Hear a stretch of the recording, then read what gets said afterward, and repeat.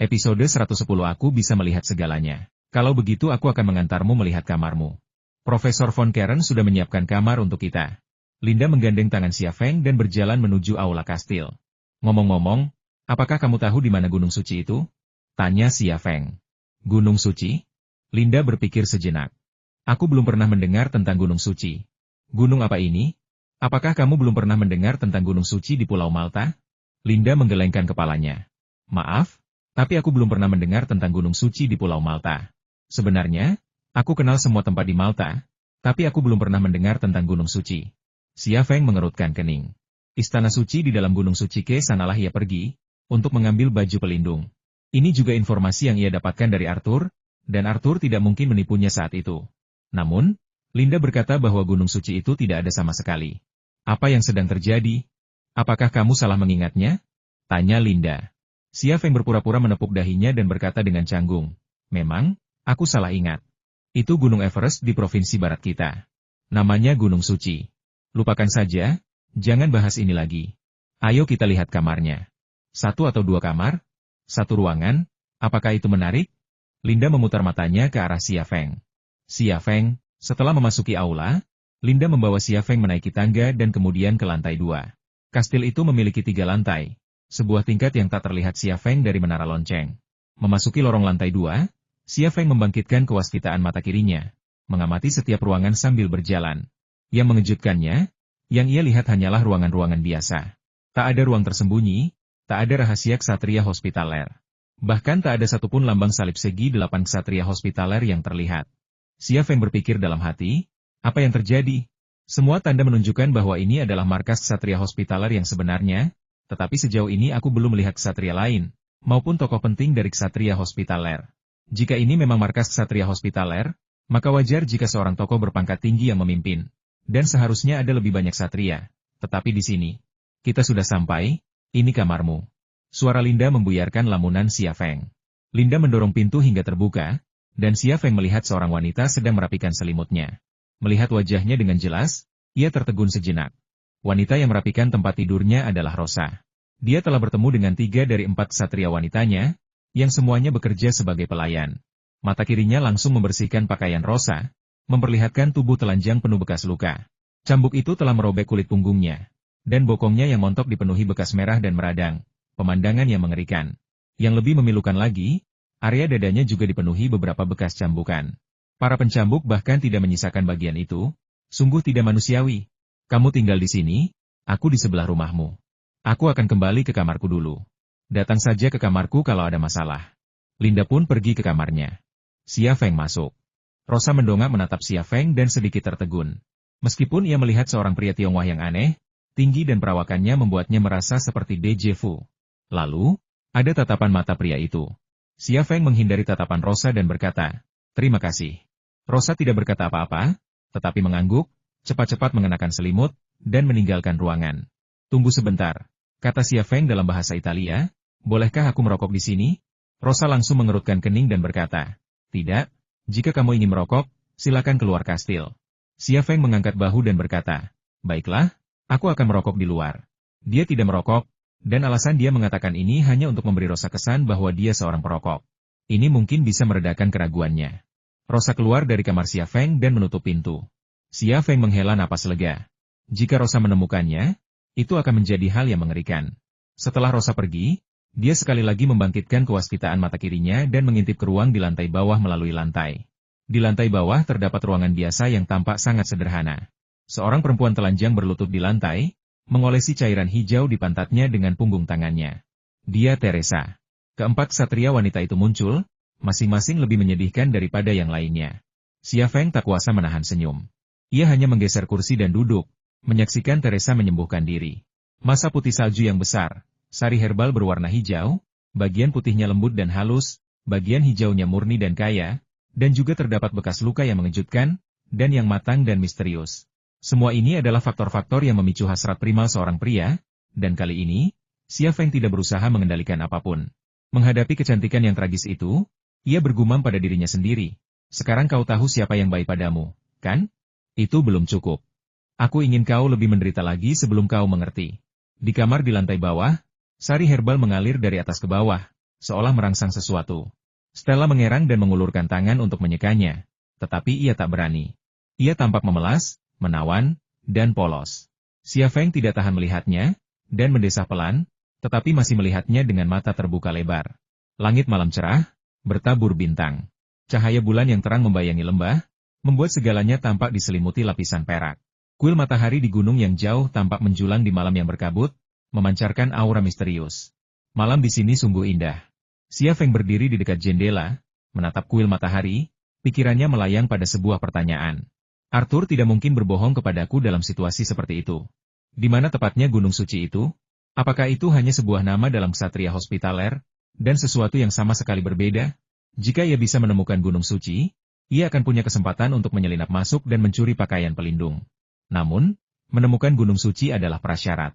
Situasi saat ini adalah bahkan seorang ahli arkeologi seperti Linda yang akrab dengan Malta pun tidak tahu ada Gunung Suci di Malta. Jadi bagaimana ia bisa menemukannya? Oh, benar juga. Para wanita dari keluarga Gray dan Russo pasti tahu di mana Gunung Suci berada. Aku harus mencari cara untuk mendapatkan informasi tentangnya dari mereka. Mereka telah dipermalukan sejak kembali ke Knights Hospitaler, jadi inilah kesempatanku. Dengan pemikiran ini, Xia Feng meninggalkan balkon dan kembali ke kamarnya. Ia menatap lantai kayu, dan sedetik kemudian, ia melihat Teresa di kamar di bawahnya. Karena cedera punggung, ia tidak bisa tidur berbaring seperti biasa. Jadi ia hanya bisa berbaring tengkurap. Ia ditutupi selimut tipis, dan pinggul serta pinggang rampingnya membentuk gelombang, penuh godaan, membuat orang ingin mengangkat selimut darinya.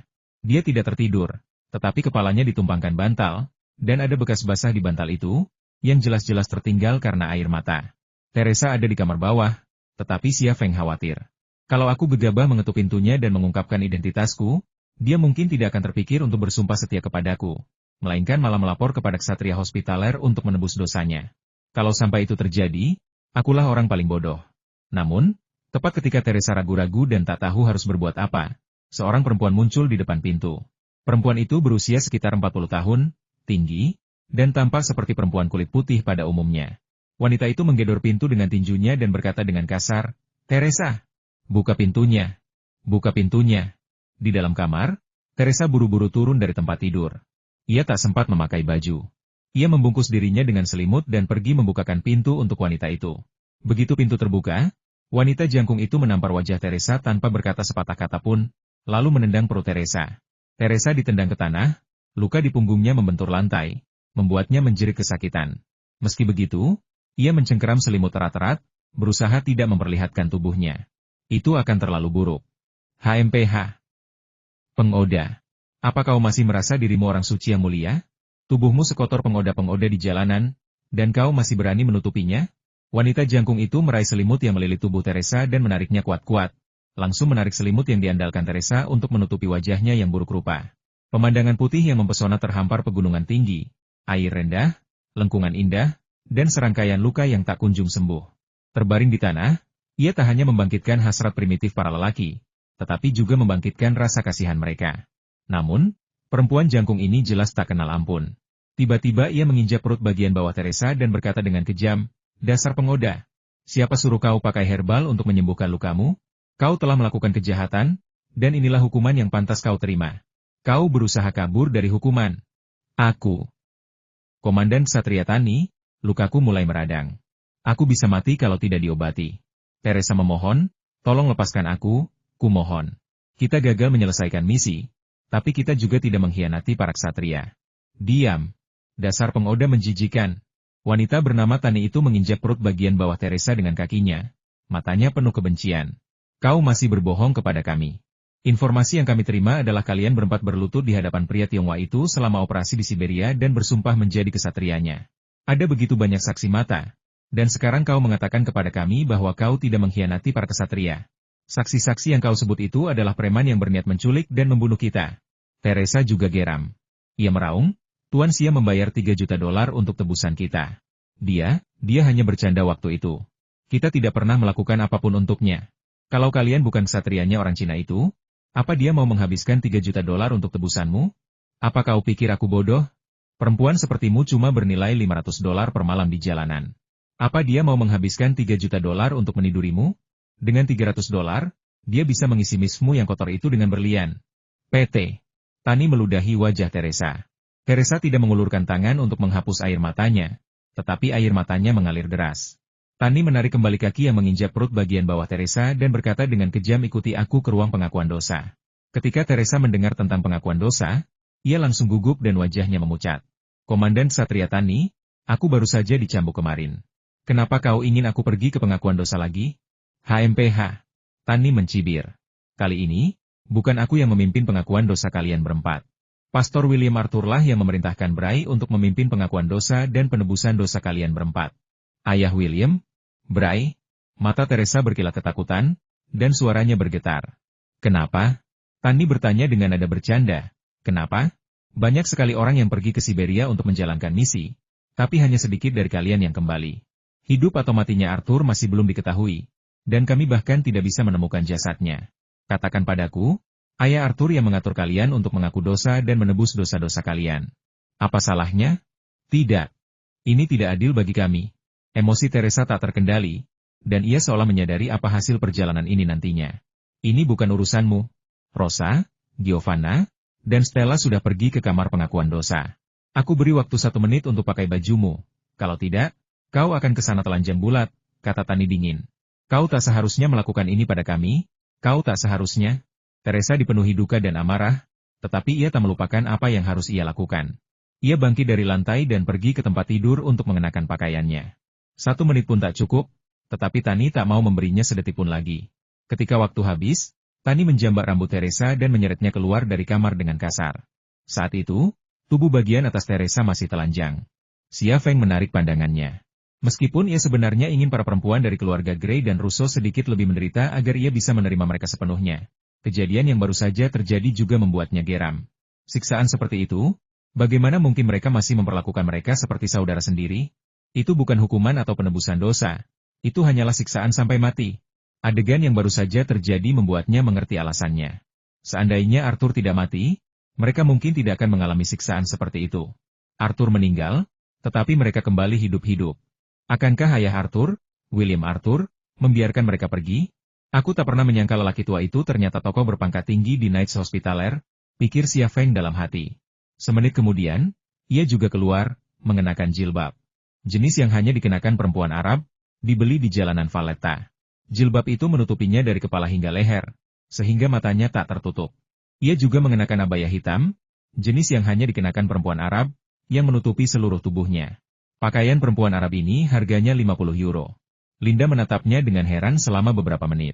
Xia Feng berjalan menyusuri koridor dan menuruni tangga. Kaki telanjangnya tak bersuara. Namun, langkah kaki Tani dan Teresa di bawahnya bergema jelas di tangga. Sesampainya di lantai pertama, Xia Feng dengan hati-hati memasuki tangga menuju ke bawah tanah. Cepat! Dasar pengoda! Teriak Tani dari bawah. Selain suaranya dan langkah kakinya bersama Teresa, tak ada suara lain. Namun meski begitu, Xia Feng masih membangkitkan kemampuan perspektif mata kirinya dan melihat melalui ruang bawah tanah dari sisi pintu keluar tangga bawah tanah. Ia melihat sebuah koridor kuno, dindingnya tebal terbuat dari batu, diterangi oleh 2 anglo yang dipasang berselang-seling. Panjangnya sekitar 50 meter, berakhir di sebuah pintu kayu hitam. Tepat saat ia hendak mengintip, pintu itu tiba-tiba terbuka. Seorang pria muncul dari baliknya. Pria ini ternyata adalah asisten pengajar yang sangat tidak menyukainya. Bre, aku yang bawa dia ke sini. Jangan lembek. Tani mendorong Teresa ke arah asisten pengajar. Senyum sinis tersungging di bibir Xia Feng. Jadi dia Bray. Itu memudahkan segalanya. Jangan khawatir, aku akan menjaga mereka berempat dengan baik. Ini memang niat Tuan William Arthur, dan aku tak berani gagal memberinya hasil yang memuaskan. Bray meraih lengan Teresa dan mendorongnya masuk ke pintu kayu hitam. Di balik pintu kayu hitam itu terdengar suara Teresa jatuh, dan suara 3 wanita lainnya memanggil namanya. Nikmati saja perlahan. Tani tersenyum nakal pada Bray, lalu berbalik dan berjalan menuju tangga. Bray berbalik dan berjalan melewati pintu kayu hitam, lalu menutupnya. Sambil berjalan, Tani bergumam dalam hati, kalian para pengoda dari keluarga Gray dan Lusu, apa mereka pikir mereka bisa lolos hanya dengan sedikit hukuman kali ini? Bermimpilah. Kalian membunuh putra William Arthur, apa kalian masih bisa hidup? Kalian bodoh sekali. Kalau aku pasti tidak akan kembali. Kalian pantas menerima nasib ini. Dulu kalian menganggap diri kalian orang suci, masing-masing dari kalian merasa benar sendiri dan meremehkan orang lain. Sekarang kalian bahkan lebih buruk dari para pengoda. Saat ia sampai di sudut tangga, ia mendengar jeritan seorang perempuan dari balik pintu kayu hitam. Tani menoleh ke belakang, senyum penuh kemenangan tersungging di wajahnya. Lalu ia mengalihkan pandangan, melangkah di sudut tangga, dan bersiap untuk pergi. Namun, tepat saat itu, sebuah bayangan gelap tiba-tiba muncul, dan sebelum ia sempat melihat apa itu, sebuah pedang tajam menusuk jantungnya. Baru setelah ia ditikam di jantung, ia melihat sosok bayangan itu. Ternyata itu seorang perempuan Arab. Matanya terbelalak tak percaya.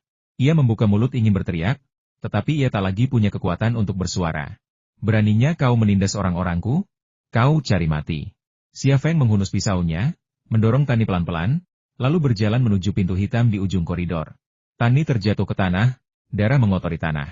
Mungkin karena lokasinya yang terpencil, mungkin karena kecintaannya pada benda-benda kuno, atau mungkin karena penekanan yang disengaja pada kesatria abad pertengahan, kastil itu tidak memiliki lampu listrik, apalagi kamera pengawas. Hal ini memudahkan pergerakan Xia Feng, tetapi juga membuatnya ragu dengan asumsi sebelumnya tempat ini bukanlah markas besar ksatria hospitaler, melainkan kemungkinan besar hanya sebuah pos terdepan atau markas cabang. Xia Feng dengan cepat berjalan melalui koridor dan tiba di depan pintu kayu hitam. Ah! Jeritan seorang perempuan menembus pintu kayu. Suaranya seperti berlumuran darah dan air mata.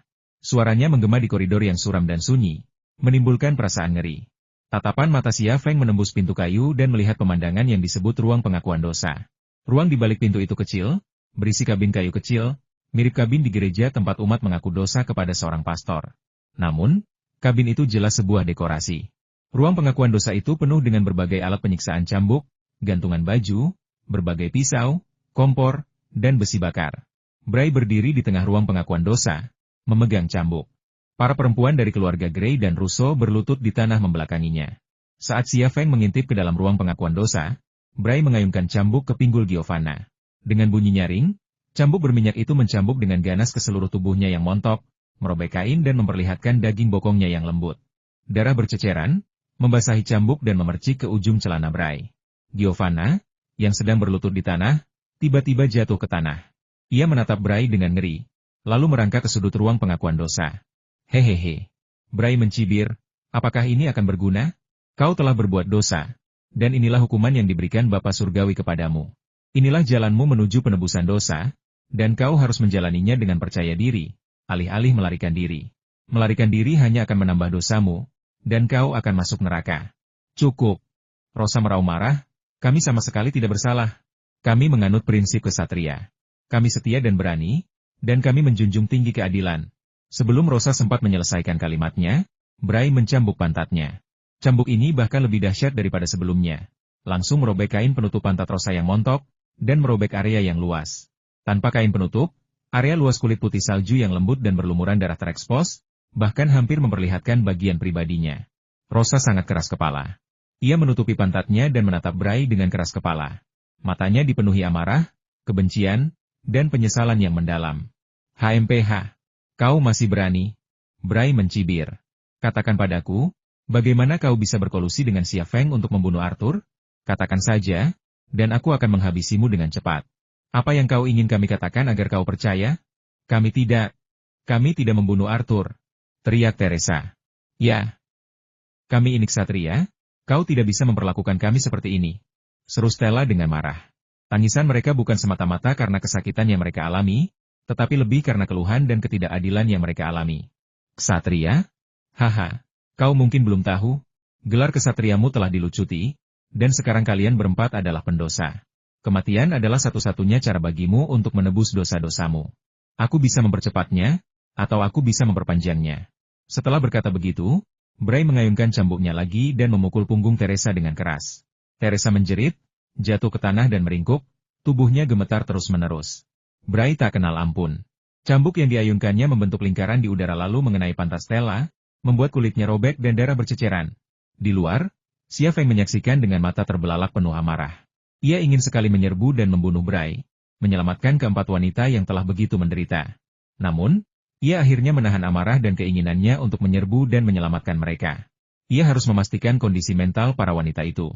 Jika tidak, jika ia gegabah menyelamatkan mereka, mereka mungkin akan mengkhianatinya lagi dalam sekejap mata. Hal semacam ini pernah terjadi sebelumnya. Selama operasi Siberia, ia telah membayar harga yang sangat mahal untuk menyelamatkan keempat wanita itu, tetapi akhirnya dikhianati. Setiap kegagalan adalah pelajaran, ia tidak akan mengulangi kesalahan yang sama dua kali. Bang bang bang, Suara cambuk yang mengenai kulit, hinaan dan penghinaan, jeritan, dan tangisan bercampur aduk di ruang pengakuan dosa. Rasanya seperti menonton film tentang orang tidak sopan. Setelah beberapa menit, Bray akhirnya berhenti. Bukan karena ia berhati lembut, melainkan karena ia lelah. 4 perempuan meringkuk di lantai pengakuan dosa. Lantai batu yang dingin berlumuran darah dan kain robek mereka. Pakaian mereka telanjang, tubuh mereka terekspos. Mereka bukan lagi ksatria yang setia dan berani, melainkan budak-budak yang menyedihkan. Di sini, mereka tak punya status atau hak asasi manusia. Siapapun bisa menindas mereka, sekeras apapun. Ratapan dan rintihan mereka, serta pemandangan musim semi yang menggoda yang terpampang di tubuh mereka, tampaknya membangkitkan hasrat Bray. Ia meletakkan cambuk di tangannya, berjalan ke arah Giovanna, mengulurkan tangan untuk menjambak rambut Giovanna, dan menariknya dari tanah. Apa yang akan kau lakukan? Giovanna sepertinya sudah menebak sesuatu dari tatapan mata Bray yang penuh nafsu, dan hatinya dipenuhi rasa takut dan jijik. Bray mengulurkan tangan dan mencubit area dada Giovanna, dengan senyum rakus dan jahat di wajahnya. Jika kalian berempat bisa membuatku merasa nyaman, aku akan menghajar kalian habis-habisan. Tidak. Giovanna meraung, bunuh aku. Pengoda. Bray menampar wajah Giovanna dan berkata dengan kejam, kau bisa melayani Xia Feng yang menjijikan itu. Tapi tidak bisakah kau melayaniku? Kalian pengoda-pengoda kotor. Setelah mengumpat, dia membuka resleting celananya. Pada saat itu, Rosa tiba-tiba bangkit dari tanah dan menerkam punggung Bray. Hampir bersamaan, Stella dan Teresa juga menerkam Bray dan memeluk kakinya. Keempat wanita itu akhirnya mulai melawan. Namun, mereka disiksa dan dilukai, sehingga mereka tak mampu melawan Bray. Bray menjambak rambut Rosa dan menariknya dari punggungnya. Rosa terjatuh dengan keras ke lantai batu dan tidak bisa bangun. Bray menendang Teresa menjauh lalu menarik rambut Stella. Dasar pengoda! Pukul aku, atau kubunuh ketiga adikmu. Saat suara itu mereda, dia mengeluarkan pistol dari ikat pinggangnya dan mengarahkannya ke kepala Giovanna. Bunuh aku, kumohon bunuh aku, teriak Stella. Memintanya menggunakan mulutnya untuk melayani pria seperti Bray jauh lebih menyakitkan daripada membunuhnya. Sialan! Kau pikir aku tidak akan berbuat apa-apa? Akan kubunuh Giovanna sekarang juga. Bray melepaskan rambut Stella dan menarik baut pistolnya. Tidak. Kata Stella putus asa, aku berjanji padamu. Hahaha. Bray tertawa. Wanita pengoda ya wanita pengoda. Tolong buat aku merasa senang. Hahaha. Air mata Stella menggenang di matanya. Ledakan. Pintu kayu yang tidak terkunci itu tiba-tiba ditendang hingga terbuka. Bray secara naluriah menoleh, tangannya mengacungkan pistol. Namun, sebelum ia sempat mengarahkan pistol ke arah pintu, sebuah pedang melesat di udara dan menusuk pergelangan tangannya dengan ganas. Bang! Pistolnya jatuh ke tanah. Sebuah bayangan gelap menyerbu masuk dari ambang pintu, melompat, lalu menendang keluar, dan kakinya yang berat menghantam wajah Bray dengan keras. Gigi dan darah berceceran dari mulut Bray, dan pangkal hidungnya patah akibat tendangan keras bayangan itu, dan darah mengalir dari hidungnya. Tubuhnya juga terpental beberapa meter sebelum jatuh dengan keras ke tanah. Keempat wanita itu menatap dengan takjub bayangan hitam yang jatuh dari langit. Seorang wanita Arab? Bagaimana ini mungkin? Namun sebelum keempat wanita itu sempat bereaksi, wanita Arab itu telah mengambil pistol yang terjatuh ke tanah. Siapa kamu? Bray bangkit dari tanah dan menatap wanita Arab di depannya dengan ngeri. Saladin memintaku untuk menyampaikan pesan kepadamu, kata perempuan Arab itu. Perang suci baru telah dimulai, dan tentara salib harus membayar utang darah mereka di masa lalu. Kau laki-laki. Siapa kau? Bray perlahan bergerak menuju pintu, mencoba mengalihkan perhatian perempuan Arab itu. Kau tahu di mana ini? Ini tempat tinggal ksatria hospitaler. Sekalipun kau membunuhku, kau takkan selamat. Letakkan pistolmu, dan aku bisa membiarkanmu pergi. Wanita Arab itu menanggalkan cadar hitam di kepalanya, menampakkan wajah Tionghoa. Itu, kamu. Bray tercengang. Dia tak pernah menyangka itu Mar. Xia Feng berbalik dan melirik keempat wanita itu. Ia berkata dengan tenang, dasar idiot, apa yang kalian lakukan berdiri di sana? Tutup pintunya. Giovanna tertegun sejenak, lalu tiba-tiba berkata, itu kamu, kata Rosa. Waktu aku sedang memasang selimutmu siang tadi, aku merasa aneh dan heran kenapa kamu terlihat begitu familiar. Aku nggak pernah nyangka itu benar-benar kamu. Stella bangkit dari tanah dan menutup pintu kayu. Apa yang kau bicarakan? Siapa dia? Bray sepertinya menyadari sesuatu, tapi dia tidak yakin. Xia Feng tersenyum, lalu mengusap wajahnya beberapa kali sebelum melepasnya sepenuhnya. Di balik topeng kulit manusia yang halus itu, tersimpan wajah tampan wajah Xia Feng. Bray belum pernah bertemu Xia Feng, tetapi ia telah melihat banyak fotonya. Ketika Xia Feng menunjukkan wujud aslinya, Bray tiba-tiba meraung dan menerjangnya. Saat hendak menerjang Xia Feng, Ia menahan rasa sakit yang luar biasa dan mencabut pedang yang menusuk pergelangan tangannya, lalu menusuk dada Xia Feng. Xia Feng menggelengkan kepalanya, menghindar ke samping, lalu meraih pergelangan tangan Bray dan memutarnya ke arah berlawanan. Ah!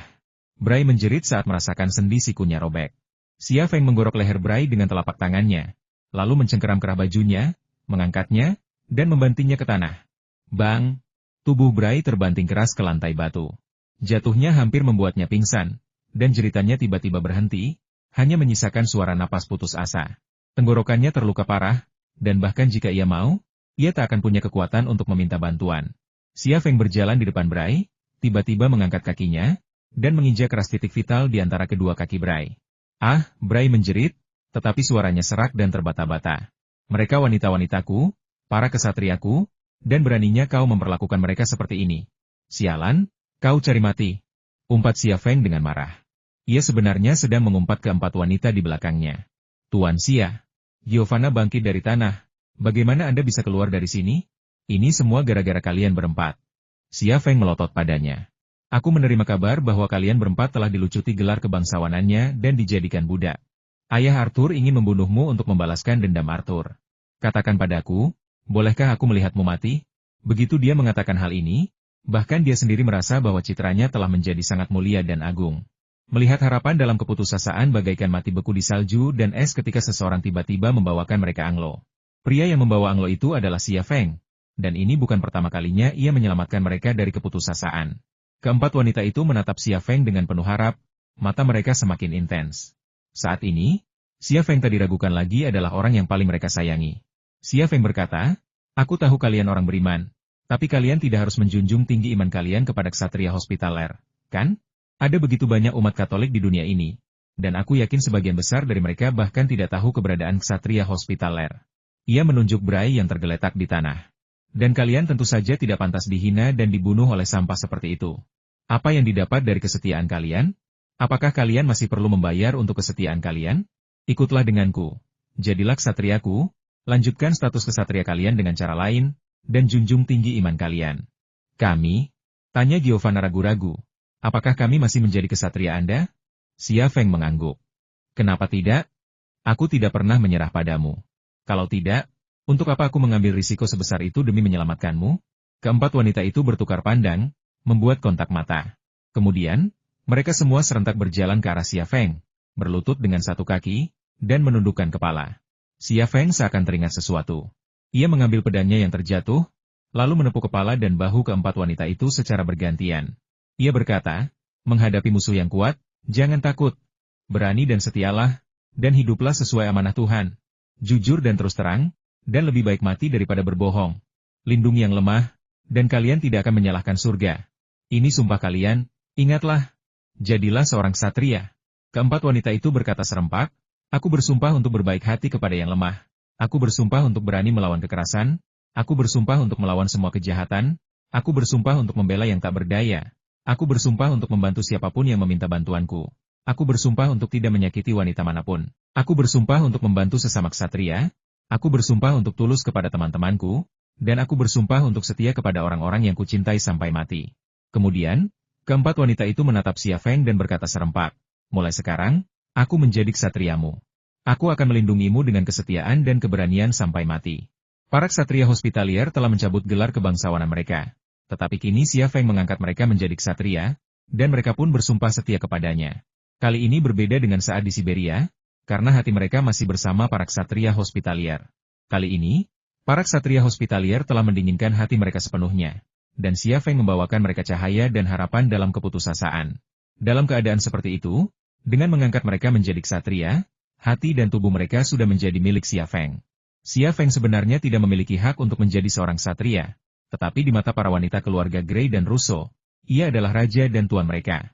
Ia memiliki hak tersebut, jadi mereka berlutut di hadapannya dan membiarkannya melakukan ritual ini. Ritual ini dapat membantu mereka mendapatkan kembali iman dan martabat mereka, serta keyakinan akan kesatriaan. Kau bahkan tidak layak diberi gelar kebangsawanan, kata Bray dengan suara serak. Tidak akan ada yang mengenalimu, dan kau tidak bisa pergi dari sini. Kalian semua akan mati di sini. Aku tidak tahu apakah kita akan mati atau tidak, tapi aku tahu kau akan segera mati. Xia Feng berjalan menuju Bray dengan pedang di tangannya. Baru pada saat itulah Bray menyadari bahwa mulutnya benar-benar bau, dan kali ini mulutnya yang bau membawa malapetaka baginya.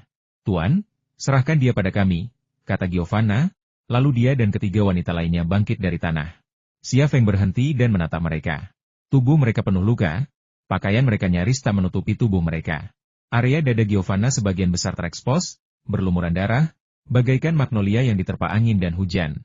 Bokong Rosa sebagian besar terekspos, penuh luka, namun tetap montok dan bulat, daya tarik alami. Perut Stella sepenuhnya terekspos, pusarnya yang menggemaskan memancarkan sensasi seperti permen. Mereka adalah para ksatrianya, dan ia tak tahu harus melihat kemana. Giovanna mengambil cambuk dari tanah, Stella mengambil pisau pembuang tulang dari rak kayu tempat meletakkan peralatan penyiksaan, Teresa mengambil besi panas membara dari anglo, dan Rosa mengambil kapak dari rak kayu lainnya. Xia Feng memberi jalan. 4 wanita berjalan menuju Bray, mata mereka dingin dan menakutkan. Kau, tidakkah kau ingin hidup? Rasa takut menyerangnya, dan Bray merangkak ke sudut tembok. Giovanna mengayunkan cambuk dan mengenai wajah Bray, merobek kulit dan dagingnya. Rosa memotong tumit Bray dengan kapak, darah berceceran, dan dia bahkan memotong salah satu kakinya hidup-hidup. Ah, Bray menjerit. Saat Bray menjerit, Stella menusukkan pisau pemotong tulang ke perut Bray, dan Teresa menusukkan besi panas membara di antara kedua kaki Bray. Bahkan Xia Feng tidak berani menonton adegan balas dendam keempat wanita itu. Ia memalingkan muka, tetapi punggungnya masih terasa mati rasa. Jangan main-main dengan wanita. Mengapa beberapa orang bodoh selalu gagal mengingat hal ini? Bray meninggal dalam waktu 2 menit setelah diserang keempat wanita itu. 2 menit yang lalu, ia masih utuh, tetapi 2 menit kemudian, kepalanya terguling ke samping, kedua kakinya menjadi 4 kaki, tubuhnya ditusuk dengan 17 atau 18 lubang. Dan bahkan torpedonya dibakar menjadi sosis panggang oleh besi. Dan itu adalah jenis sosis yang dipanggang menjadi arang. Peach! Tak puas mencincang pria itu, Rosa, sambil memegang kapak, meludahi wajah Bray, lalu menendang kepalanya ke sudut. Sementara keempat perempuan itu membunuh Bray, Xia Feng memasang kembali topeng kulit manusianya. Ia juga mengenakan jilbab perempuan Arab itu dan berkata kepada keempat perempuan itu, katakan padaku, di mana Gunung Suci itu? Kau mau ke Gunung Suci? Tanya Giovanna terkejut. Di sana sangat berbahaya. Xia Feng berkata, tentu saja aku punya caraku sendiri. Katakan padaku, di mana itu? Apakah kamu melihat kuil matahari siang tadi? Suara Teresa. Hati Xia Feng tergerak, aku melihatnya, mungkinkah? Ya, gunung itu adalah Gunung Suci, kata Teresa. Kastil ini hanyalah pos terdepan Ksatria Hospitaler. Markas mereka yang sebenarnya ada di gunung itu. Istana Suci juga ada di Gunung Suci, tetapi hampir mustahil untuk diserbu. Ekspresi Rosa serius. Jangan pergi. Penjaga di sana di luar imajinasimu. Kau akan mati. Stella juga berkata dengan gugup guru, bisakah Anda memberitahu kami apa yang akan Anda lakukan di Gunung Suci? Xia Feng menepuk bahu Stella dan berkata, jangan panggil aku tuan, panggil saja aku dengan namaku. Giovanna mengerutkan kening. Oke, Xia, jangan mengalihkan pembicaraan. Xia Feng, kamu tidak perlu memberitahu kami tujuanmu. Kami mengerti, kata Giovanna. Tapi kami akan ikut denganmu. Ya, kata ketiga wanita lainnya, kami adalah kesatria Anda. Xia Feng bertanya, bisakah kalian berempat bertarung seperti ini? Keempat wanita itu saling berpandangan, masing-masing dengan tatapan penuh tekad di mata mereka. Kita bisa menembak, kata Giovanna. Kami akrab dengan lingkungan di sana, kata Rosa. Kami ingin melindungimu, kata Stella. Kami tidak akan membiarkanmu pergi ke Gunung Suci sendirian, kata Teresa. Setelah berganti pihak dan menjadi kesatria, mereka mewujudkan kesetiaan dan keberanian sang kesatria. Hal ini membuat Xia Feng senang, tetapi juga sedikit khawatir. Mereka bersikeras untuk ikut dengannya. Tetapi mengingat kondisi mereka saat ini, mereka tidak akan mampu membantunya dan akan menjadi beban. Xia Feng memikirkannya dan mendapat ide. Baiklah, aku tidak akan pergi ke Gunung Suci untuk saat ini. Aku akan membawamu pergi dari sini dulu. Kita akan membuat keputusan setelah kau pulih dari lukamu. Giovanna tersenyum getir. Pulau ini wilayah kekuasaan Ksatria Hospitaler. Ksatria Hospitaler praktis merupakan kerajaan tak kasat mata di pulau ini. Di mana kita bisa bersembunyi? Ya, kecuali kita meninggalkan Pulau Malta, kita tidak akan bisa lolos dari kejaran Ksatria Hospitaler, kata Teresa. Xia Feng tersenyum dan berkata, meskipun pulau ini wilayah Ksatria Hospitaler, aku akan melindungimu. Bahkan Ksatria Hospitaler pun tak bisa menyentuhmu. Ada satu tempat yang mungkin tak terpikirkan olehmu, Kedutaan Besar Tiongkok. Jika kau pergi ke sana untuk memulihkan diri, bahkan jika Ksatria Hospitaler tahu kau ada di sana, mereka tak akan bisa berbuat apa-apa padamu. Kedutaan setara dengan wilayah suatu negara. Malta juga merupakan negara berdaulat. Meskipun ksatria hospitaler memiliki pengaruh yang tak terlihat dan kuat di Pulau Malta, mereka tidak dapat menandingi kekuatan militer suatu negara. Oleh karena itu, kedutaan adalah tempat perlindungan yang paling ideal. Kita akan ke kedutaan, bagaimana denganmu? Tanya Giovanna. Xia Feng berkata, aku akan tetap di sini. Jangan khawatir, aku akan baik-baik saja, dan aku tidak akan bertindak gegabah. Giovanna berkata, baiklah, hati-hati. 3 wanita lainnya tidak lagi bersikeras tinggal bersama Xia Feng. Xia Feng memimpin keempat wanita itu keluar dari ruang pengakuan dosa dan berjalan melalui koridor menuju tangga. Keempat wanita itu melihat tubuh Tani tergeletak di lantai. Rosa, yang memiliki emosi paling kuat, menendang kepala Tani. Setelah sampai di lantai dasar, Xia Feng bersiap untuk berjalan menyusuri lorong. Tetapi keempat wanita itu menyeretnya ke sebuah ruangan dan kemudian membalikannya ke halaman belakang. Di sana terdapat sebuah kandang kuda. Melihat kuda-kuda itu, Xia Feng langsung mengerti rencana mereka. Tepat ketika keempat wanita itu hendak mengambil kuda-kuda itu, Xia Feng membukakan pintu belakang untuk mereka. Keempat perempuan itu menuntun kuda mereka keluar dari pintu belakang kastil. Giovanna berkata, Xia, bagaimana kita bisa masuk ke kedutaan besar Tiongkok? Ya, kalau kamu tidak pergi, kita tidak bisa masuk sama sekali, kata Teresa. Xia Feng berjalan ke sisi Giovanna, tiba-tiba mengulurkan tangannya dan meraih robekan di rok pelayannya. Lalu menariknya kuat-kuat hingga merobek sepotong kain. Kamu? Giovanna menatap Xia Feng dengan heran, tidak tahu apa yang akan dia lakukan. Namun, sesuatu yang lebih memalukan terjadi padanya. Xia Feng mengulurkan tangan dan menyentuh bokongnya yang terkena udara. Setelah mencelupkan tangannya ke dalam darah, ia menulis serangkaian angka di kain itu. Begitu kamu sampai di Valletta, hubungi nomor ini dan beritahu mereka bahwa kamu orangnya. Dia akan mengatur semuanya untukmu. Xia Feng menyodorkan kain lap itu ke tangan Giovanna. Nomor yang ditulisnya di kain itu adalah nomor Fan Fan. Silakan, silakan, dan hati-hati di jalan, desak Xia Feng. Kamu juga hati-hati. Giovanna menaiki kudanya dan pergi. Ketiga wanita lainnya juga menaiki kuda mereka dan segera pergi di bawah naungan malam. Xia Feng sama sekali tidak khawatir mereka akan diserang oleh ksatria hospitaler di jalan, karena tempat ini selalu berada di bawah kendali tim Zodiak. Tim Zodiak telah kehilangan 4 anggota, dan Giovanna, Stella, Rosa, dan Teresa adalah sosok yang tepat untuk mengisi kekosongan tersebut, yang tampaknya menjadi salah satu alasan Xia Feng menerima mereka. Namun, sekarang bukan saatnya bagi keempat ksatria wanita itu untuk bertemu dengan anggota tim Zodiak. Lagi pula, dalam pikiran mereka, anggota tim Zodiak adalah orang mati. Meminta mereka untuk menerima begitu banyak sekaligus bukanlah ide yang baik. Mereka sendiri membutuhkan waktu untuk menyesuaikan diri dan menerima kehidupan baru mereka. Kembali ke kamarnya, Xia Feng membersihkan darah dari pinggul Giovanna dari tangannya. Ia juga menghancurkan jubah wanita Arab itu. Setelah menyelesaikan semuanya, ia kembali ke tempat tidur, tetapi ia terbaring di sana, tidak bisa tidur. Pikirannya dipenuhi dengan gambaran Giovanna dan yang lainnya yang sedang disiksa, dan ia juga memikirkan cara memasuki istana suci. Di bawah kuil matahari terdapat gunung suci, tempat istana suci dan markas besar ksatria hospitaler berada. Tempat ini dijaga ketat, jadi bagaimana kita bisa masuk? Aku menyalin kartu Arthur dan bisa masuk ke markas ksatria hospitaler, tapi aku jelas tidak boleh berpenampilan seperti ini sekarang. Aku harus mengubah penampilanku lagi. Penampilan siapa yang harus kupakai untuk masuk ke markas ksatria hospitaler? Ia teringat Bray, lalu William Arthur dan Profesor Von Keren. Identitas Bray jelas tidak cukup, tetapi sangat sulit untuk menyamar sebagai William Arthur dan Von Keren.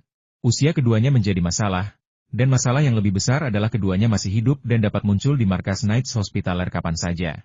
Pada saat itu, ia akan segera mengungkapkan wujud aslinya. Bagaimana cara menyelesaikan masalah ini? Xia Feng berpikir keras. 1 jam kemudian, terdengar keributan di koridor di luar pintu. Seseorang berlari, seseorang memanggil, dan seseorang mengetuk pintu. Tak lama kemudian, lonceng di menara lonceng berbunyi. Xia Feng tiba-tiba melompat dari tempat tidur dan berjalan ke balkon, menatap Gunung Suci. Lonceng-lonceng itu jelas mengirimkan semacam sinyal ke Gunung Suci. Akankah markas ksatria hospitaler mengirimkan seseorang ke sana? Sayangnya jaraknya terlalu jauh, dan bahkan mata kirinya tidak dapat melihat dengan jelas apa yang terjadi di Gunung Suci itu. Tok, tok, tok. Terdengar ketukan di pintu, dan suara pria asing terdengar, keluar, keluar. Xia Feng melirik ke arah pintu. Di luar tampak seorang pria kulit putih botak parubaya, bertubuh gempal, dan tatapan matanya tajam. Buka pintunya. Pria botak itu membanting pintu dengan keras. Xia Feng berjalan mendekat, membuka pintu, dan bertanya dengan sopan, Tuan, apa yang bisa saya bantu? Jangan tanya, tunggu saja di lobi bawah, kata pria botak itu dengan nada buruk. Aku sedang tidur. Xia Feng tampak sangat enggan. Pria botak itu menarik Xia Feng menjauh dari pintu. Lalu mendorongnya lagi. Pergilah saat aku menyuruhmu, jangan bicara omong kosong. Xia Feng mengangkat bahunya, tampak agak tidak puas tetapi tidak berani melawan. Pada saat ini, Linda juga keluar dari kamarnya. Ia bertanya dengan heran, apa yang terjadi? Xia Feng menggelengkan kepalanya. Aku juga tidak tahu. Tuan ini menyuruhku menunggu di lobi di lantai bawah. Kata si botak, kamu tunggu saja di lobi bawah juga. Oke. Linda berjalan ke arah Xia Feng. Bisakah kau ceritakan apa yang terjadi? Jangan banyak bertanya. Pria botak itu jelas jauh lebih sopan kepada Linda daripada kepada Xia Feng. Xia Feng dan Linda tiba di lobi lantai bawah. Sepotong plastik tergeletak di lantai, dan di atasnya tergeletak dua mayat. Satu mayat Tani, tampak tidak terluka. Satu lagi mayat Bray, pemandangan yang mengerikan. Kepala dan kakinya telah terpenggal, tubuhnya dipenuhi 17 atau 18 lubang, dan tubuh bagian bawahnya telah terbakar menjadi arang. Wow! Linda tidak dapat menahan rasa mual dan menutup mulutnya agar tidak muntah. Xia Feng juga mengeluarkan suara wow dan hampir muntah. Von Karen dan William Arthur juga ada di aula, menatap Linda dan Xia Feng dengan wajah muram. Di samping mereka ada dua pria botak, keduanya berkulit putih. Xia Feng, yang berpura-pura mual, merasakan sedikit getaran di hatinya dan berpikir dalam hati, mengapa ada begitu banyak pria botak? Mungkinkah pria bersenjata berjubah hitam yang datang untuk membunuh Linda malam itu sebenarnya adalah anggota Ksatria Hospitaler? Jika memang begitu, itu sama saja dengan masuk perangkap. Rasa krisis tiba-tiba meningkat, tetapi peluang baru juga muncul di hadapan Xia Feng. Artinya, jika penembak yang membunuh Profesor Aman dan penembak yang mengejar Linda sama-sama anggota Ksatria Hospitaler, maka kitab besi juga ada di tangan Ksatria Hospitaler. Sebuah dugaan baru tentang Ksatria Hospitaler diam-diam muncul di benaknya. Artinya, Ksatria Hospitaler sebenarnya tahu sesuatu. Seperti rahasia logam paduan kuno dan AE. Selama ratusan tahun, mereka telah melakukan tindakan mereka sendiri. Pembunuhan seorang profesor Italia memicu spekulasi ini. Meskipun belum dapat dikonfirmasi, ia menyimpulkan bahwa kemungkinan ini lebih dari 80%. Saat pikiran Xia Feng sedang berpacu, Feng Karen berkata, Tuan Mare, di mana Anda sebelumnya? Xia Feng menenangkan pikirannya dan berkata dengan heran, aku tidur di kamarku sepanjang waktu. Apa maksudmu menanyakan ini? Saya tidak bermaksud apa-apa lagi. Anda melihat pembunuhan terjadi di sini dan pembunuhnya sangat kejam. Saya hanya ingin memahami situasinya, kata Von Karen. Aku benar-benar tidur di kamarku sepanjang waktu. Xia Feng tampak sedih dan polos. Bagaimana denganmu? Von Karen menatap Linda. Aku juga sedang tidur di kamarku, kata Linda. Aku terbangun ketika mendengar suara berisik di luar. Bolehkah aku pergi dari sini? Aku benar-benar tidak tahan dengan baunya. Feng Karen berkata dengan dingin tidak seorang pun bisa pergi dari sini sebelum aku menyelidikinya secara menyeluruh. William Arthur berjalan menuju Xia Feng. Ia berhenti di depan Xia Feng dan tiba-tiba mengendus aroma Xia Feng. Xia Feng berpura-pura bingung, apa yang akan kamu lakukan? William Arthur tiba-tiba mengulurkan tangan dan mencengkeram lengan Xia Feng. Mengapa kamu berbau begitu darah? Jantung Xia Feng berdebar kencang. Di sini, bau darah di mana-mana. Jangan bicara omong kosong. Aku tidak melakukan apa-apa. William Arthur mengerahkan tenaga pada tangannya. Aduh! Teriak Xia Feng kesakitan. Apa yang kau lakukan? Lepaskan aku. William Arthur tiba-tiba mendorong ke depan, dan Xia Feng tersandung dan jatuh ke tanah. Apa yang akan kau lakukan? Linda buru-buru membantu Xia Feng berdiri, sambil berkata dengan marah, kalau kau curiga kami melakukan pembunuhan, tolong tunjukkan buktinya. Kalau kau punya bukti, serahkan kami ke polisi Malta. Apa yang kau lakukan? Feng Karen mencibir. Nona Linda, Anda dan Tuan Emma datang ke sini secara ilegal, kan? Linda tertegun sejenak. Apa yang ingin kamu katakan? Von Karen berkata, Nona Linda, tidak seorang pun tahu Anda ada di Malta, kan? Apa maksudmu? Linda menjadi gugup tanpa alasan. Bukankah maksudku sudah jelas? Von Karen menunjukkan ekspresi galak. Tidak ada yang tahu kau datang ke Malta. Jadi wajar saja tidak ada yang tahu kau sudah mati. Linda tiba-tiba mengerti sesuatu, dan dia berkata dengan gembira itu kamu yang membunuh Profesor Aman. Profesor Aman adalah teman baik saya, dan saya tidak ingin melakukan itu, tapi dia harus mati. Von Karen berkata, saya tidak pergi untuk mendapatkan informasi apapun. Saya hanya pergi ke bea cukai untuk memeriksa catatan masuk. Jika Anda melewati bea cukai dan orang-orang dari Vatikan tahu Anda sedang mencari saya sungguh tidak akan bisa mengambil tindakan terhadap Anda. Tapi saya tidak menyangka Anda datang ke sini secara ilegal. Haha, ini jauh lebih mudah. Kau ingin membunuh kami? Linda terkejut dan marah. Ia bertanya dengan marah, kenapa? Karena kau tahu terlalu banyak. Von Karen mengedipkan mata pada pria botak di sebelahnya. Pria botak itu datang dan meraih lengan Linda. William Arthur juga menarik Xia Feng dari tanah, dan kemudian menyerahkan Xia Feng kepada dua pria botak lainnya untuk dibawa pergi. Kalian tidak bisa melakukan ini, teriak Linda. Kami tidak bersalah. Von Karen tetap bergeming. Meskipun ia mengklaim Linda tahu terlalu banyak, bahkan ia tahu Linda hanya tahu sedikit. Meski begitu, ia tidak akan membiarkannya hidup. Ia tidak akan memberi Linda kesempatan untuk melanjutkan pencariannya akan kitab besi. Setelah Xia Feng dan Linda dibawa pergi, William Arthur angkat bicara. Wanita pengoda itu benar-benar membunuh Tani dan Bray. Aku akan menangkap mereka, mencincang mereka, dan memberikan mereka ke anjing-anjing. Kami sudah membunyikan alarm, dan markas akan segera mengirim orang ke sini. Saat itu tiba, kau akan memimpin mereka untuk memburu keempat wanita itu. Ini wilayah kami, dan mereka tidak bisa kabur. Suara Von Karen terdengar dingin. Di mana benda itu?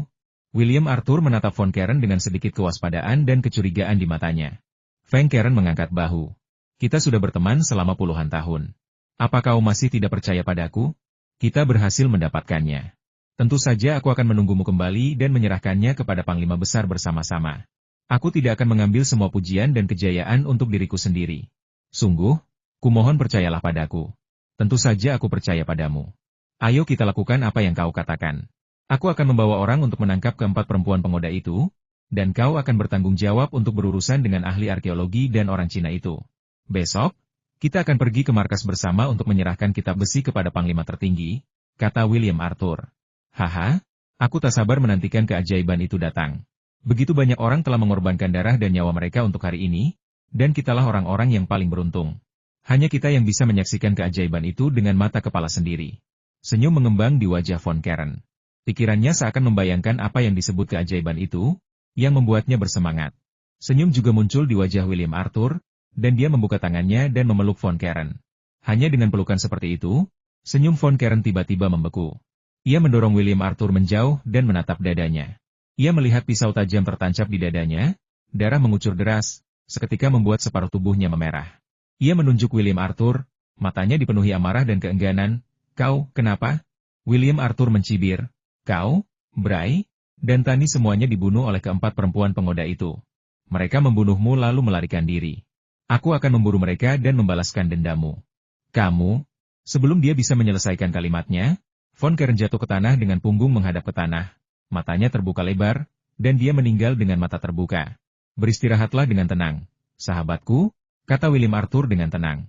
Profesor Aman telah menjadi temanmu selama puluhan tahun, tapi kau bisa membunuhnya. Aku telah menjadi temanmu selama puluhan tahun, dan aku juga bisa membunuhmu.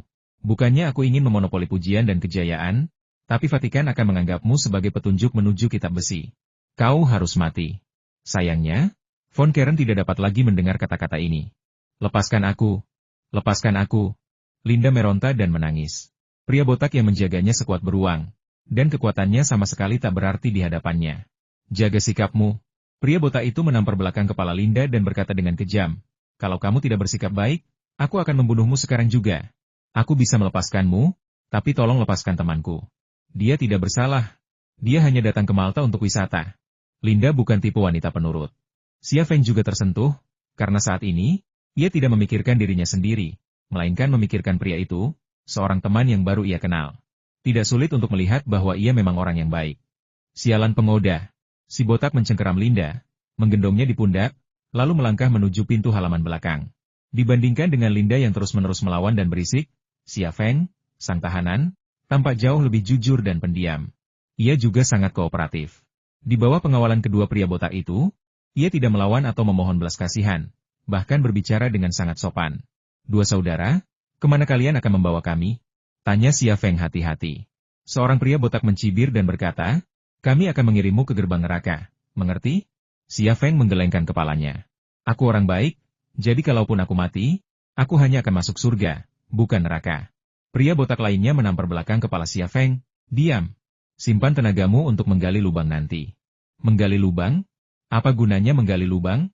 Xia Feng tampak bingung. Apakah orang Cina ini babi? Seorang pria botak tak dapat menahan tawa.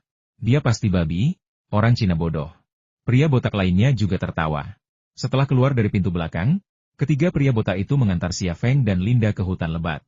Ada sebuah lahan terbuka di hutan, dan di atasnya berdiri serangkaian salib kayu. tetapi bahkan tidak ada nama di atasnya. Tempat ini jelas merupakan pemakaman yang digunakan untuk pembuangan orang mati. Ia mengangkat kepala botak Linda dan melemparkannya ke tanah. Linda pingsan karena ketakutan dan benturan. Bajingan, umpat si botak, lalu menatap Xia Feng.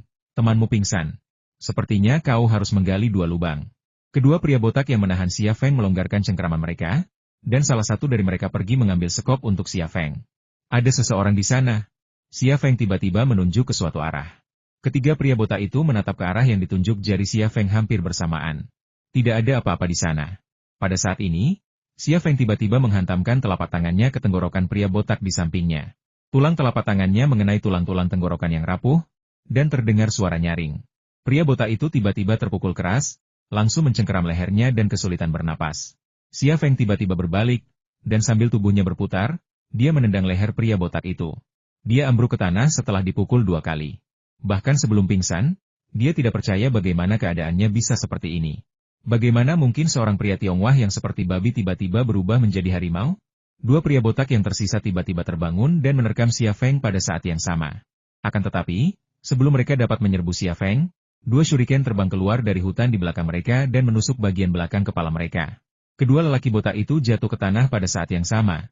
Darah mengucur dari belakang kepala mereka, seketika membuat kepala botak mereka menjadi merah. Keluar, kata Xia Feng. Sesosok mungil dan ramping muncul dari kegelapan. Dialah Tsukino Kyuko, ninja wanita dari tim Zodiak. Dari semua anggota tim Zodiak yang datang bersama mereka, hanya dialah yang mampu bersembunyi di dekat kastil tanpa khawatir ketahuan oleh para ksatria hospitaler. Tsukino Anzi berkata dengan tenang, 1,5 jam yang lalu, aku melihat keempat wanita itu keluar. Aku berencana membunuh mereka, tapi aku melihatmu menyentuh pantat salah satu dari mereka. Jadi, aku berubah pikiran. Xia Feng, tapi bagaimana kita harus menghadapinya? Kata Tsukino Anko sambil menunjuk Linda yang tak sadarkan diri. Xia Feng tersenyum pahit, kau tidak ingin membunuhnya, kan? Demi kepentingan terbaik kita harus membunuhnya. Dia pengganggu, kata Tsukino Kyoko. Tidak, aku masih harus bergantung padanya untuk membawaku ke kuil matahari. Xia Feng mengangkat tangannya dan menunjuk ke arah Gunung Suci. Gunung itu adalah Gunung Suci. Markas besar Ksatria Hospitaler dan Istana Suci berada di gunung itu. Situasi di sana sangat rumit. Aku perlu menggunakan identitasnya untuk pergi ke kuil matahari.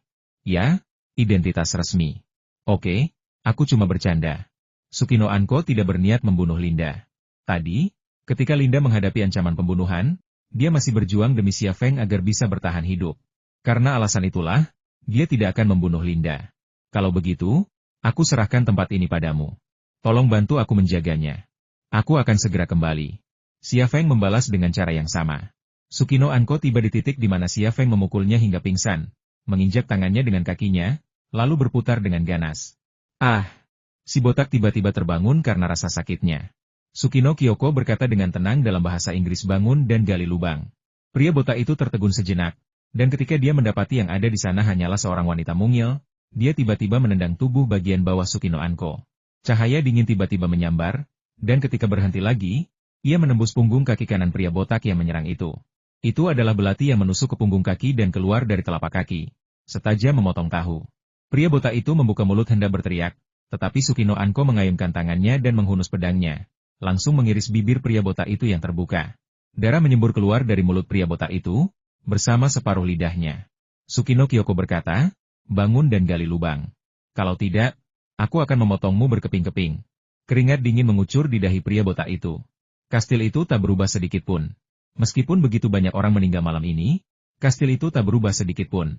Berdiri di tengah malam, kastil itu tetap tampak begitu damai, kuno, dan misterius.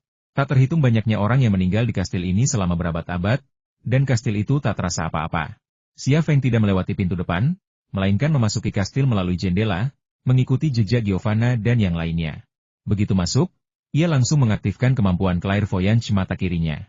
Ia segera memeriksa lantai pertama dan menemukan 2 orang di aula depan sedang membuang mayat.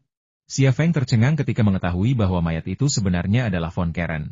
Ia berpikir, satu-satunya orang yang bisa membunuh Von Keren di sini mungkin William Arthur. Aku tak pernah menyangka dia akan membunuh bahkan bangsanya sendiri.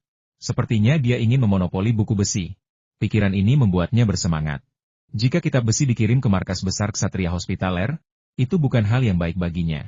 Selain kitab besi, apalagi yang mungkin menjadi minat William Arthur dalam membunuh Von Keren saat ini? Ini sebenarnya mudah ditebak.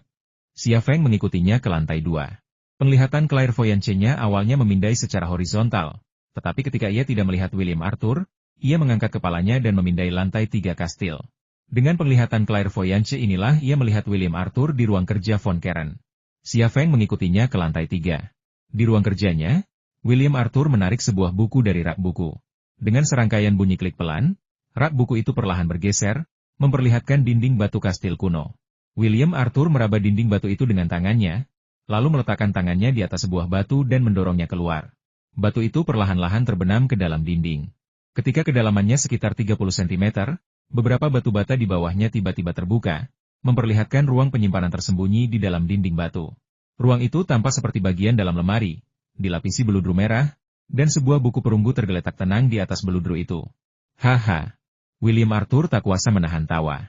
Von Keren, kau butuh 2 tahun untuk meyakinkan Paus agar menyerahkan buku besi untuk penelitian. Tapi pada akhirnya, itu milikku. Buku besi, baju zirah dewa, jika legenda itu benar, aku akan mendapatkan kemampuan yang luar biasa, bahkan keabadian. Apa kau pikir aku akan menyerahkannya kepada Panglima Agung? Tidak, aku tidak akan. Aku yakin kau juga tidak akan. Kau juga mencari kesempatan untuk menyerangku, kan? Hahaha. Di tengah tawa, William Arthur mengulurkan tangan dan mengambil kitab besi. Tepat saat ia berdiri tegak, tubuhnya tiba-tiba menegang. Kemudian ia perlahan berbalik dan melihat sebilah pedang tertancap di punggungnya dan seorang pria berdiri di pintu. Pria itu seharusnya dikubur di hutan belakang, tetapi dia muncul di sini dan menyerangnya. Pria ini adalah Xia Feng. Xia Feng berjalan ke arah William Arthur sambil tersenyum. Terima kasih. Kalau kau tidak menunjukkan jalan, aku tidak akan menemukan kitab besi. Kau tidak hanya membantuku menemukan kitab besi, kau bahkan membantuku membunuh Von Keren. Kau begitu menyayangiku. Bagaimana aku bisa membalas budimu? Mendengar kata-kata itu dan melihat pedang yang tertancap di punggungnya tanpa gagang, William Arthur dipenuhi amarah dan memuntahkan seteguk darah. Seteguk darah ini seakan menguras seluruh tenaganya. Tubuhnya terhuyung lalu jatuh ke tanah. Xia Feng mencondongkan tubuh dan merebut kitab besi dari tangan William Arthur, lalu berjongkok di samping William Arthur dan berbisik, katakan padaku, apakah merepotkan untuk memasuki istana suci? Kau akan masuk neraka. William Arthur menarik napas dalam-dalam. Xia Feng berkata, mari kita bicarakan sesuatu yang berguna. Katakan apa yang ingin kau ketahui, dan aku akan memberitahumu di mana Arthur berada. William Arthur gemetar, matanya menatap aneh. Baiklah, aku akan mengatakan yang sebenarnya. Aku Xia Feng, kata Xia Feng. William Arthur mengulurkan tangan dan menangkap Xia Feng, seolah-olah ingin mencekik Xia Feng sampai mati sebelum dia meninggal. Xia Feng menggenggam tangan William Arthur dan berkata, waktumu tak banyak lagi. Mengetahui hidup atau mati putramu sebelum kiamat jauh lebih dahsyat daripada kekuatan yang baru saja kau impikan, dan jauh lebih nyata daripada keabadian. Setuju? Di mana dia? Bagaimana cara memasuki istana suci? Ini tiket emas, tiket yang ditulis oleh Grand Master sendiri. Kalian tidak bisa masuk sama sekali kecuali. Kecuali apa? Kau membunuh semua paladin. Xia Feng mengerutkan kening, itu sepertinya mustahil. Arthur, di mana Arthur? Saya membunuhnya di tanah Siberia, kata Xia Feng. Ah, mungkin kabar buruk itu telah membangkitkan potensi kehidupan. William Arthur tidak tahu dari mana kekuatan itu berasal. Tiba-tiba ia mengulurkan tangan dan memeluk leher Xia Feng, mengangkat tubuh bagian atasnya, membuka mulutnya, dan menggigit arteri karotis Xia Feng. Gigi yang berlumuran darah itu tampak tajam dan ganas. Tetapi yang akhirnya digigitnya bukanlah leher Xia Feng, melainkan kitab besi. Xia Feng memasukkan kitab besi ke dalam mulut William Arthur dan berkata dengan ringan, apakah kau seekor anjing? Setelah itu, ia mengulurkan tangannya untuk menekan dahi William Arthur, lalu tiba-tiba mengerahkan tenaga, mendorong kepala William Arthur ke lantai. William Arthur membuka mulutnya lebar-lebar, tetapi hanya udara yang keluar, tidak ada udara yang masuk. Xia Feng mencabut pedang yang tertancap di punggung William Arthur, lalu menusukkannya tepat di jantung William Arthur. 3 menit kemudian dia meninggalkan istana dan menghilang dalam kegelapan malam. Di arah Gunung Suci, terdengar derap kaki kuda dan obor. Deretan obor yang panjang bagaikan ular yang bergerak di sepanjang jalan setapak gunung. Orang-orang dari markas besar Hospitaler tiba, tetapi yang mereka temukan hanyalah mayat dan teka-teki yang belum terpecahkan. Hari masih gelap. Fajar akhirnya akan tiba, tapi butuh waktu. Xia Feng keluar dari kantor duta besar dan berjalan menuju sebuah ruangan sambil membawa kotak obat. Duta besar itu bermarga Zhang, dan ia adalah pria yang sangat ramah. Xia Feng mengobrol dengannya sebentar, berterima kasih atas bantuannya. Tentu saja, bantuan itu hanya mungkin berkat undangan Fan Fan. Di mata duta besar, Ia hanyalah seorang agen yang sedang menjalankan misi, dan percakapan itu hanya berlangsung beberapa menit. Namun, jika ia mengungkapkan identitas aslinya, situasinya akan berbeda. Namun, ia tidak akan melakukan itu, dan memang tidak perlu. Xia Feng mengetuk pintu. Siapa? Sebuah suara dalam bahasa Mandarin yang terbata-bata terdengar dari pintu. Itu suara Giovanna, dan ia terdengar agak gugup. Xia Feng berkata, ini aku. Pintu terbuka, dan Rosalah yang membukakannya untuk Xia Feng.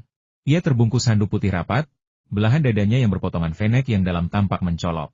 3 wanita lainnya berada dalam situasi serupa, tubuh mereka tertutup pakaian compang-camping. Masing-masing tampak kotor, berantakan, namun memikat.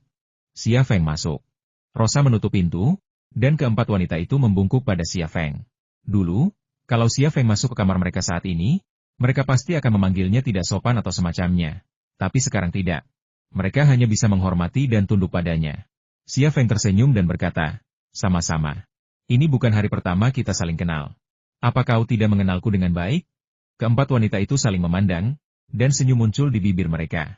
Tentu saja kau cabul, kata Giovanna. Orang tidak sopan yang hebat, kata Stella. Kau pahlawan bejat, kata Teresa. Jadi kamu datang ke kamar kami pada jam ini, kata Rosa. Xia Feng, suasana di ruangan itu tiba-tiba menjadi santai. Xia, terima kasih, kata Giovanna. Xia Feng mengangkat bahu.